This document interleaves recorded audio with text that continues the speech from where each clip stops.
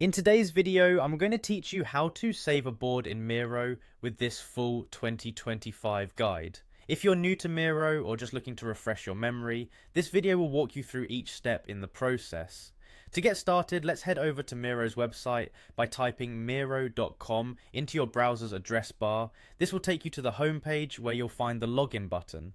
Go ahead and give that a click.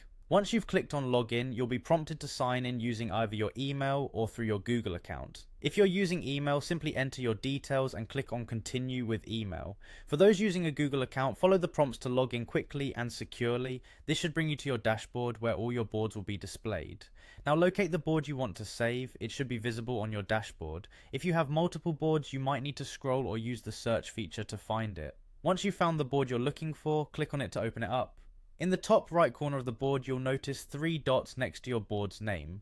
Clicking on these 3 dots will open a menu with several options. What you want to do next is click on Board. Once you've clicked here, another menu will appear offering you various export options. The most straightforward way to save your board is to export it. Click on Export and you'll be presented with several saving options. For instance, you can save your board as a PDF, which is perfect if you want a versatile and easily shareable format.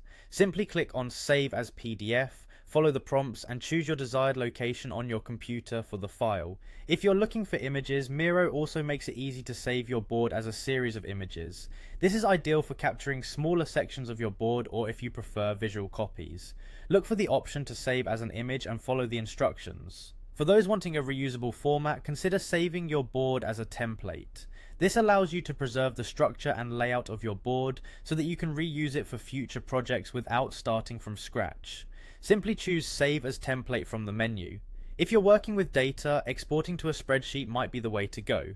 This option lets you take advantage of your board's data in applications like Excel, Google Sheets, and more.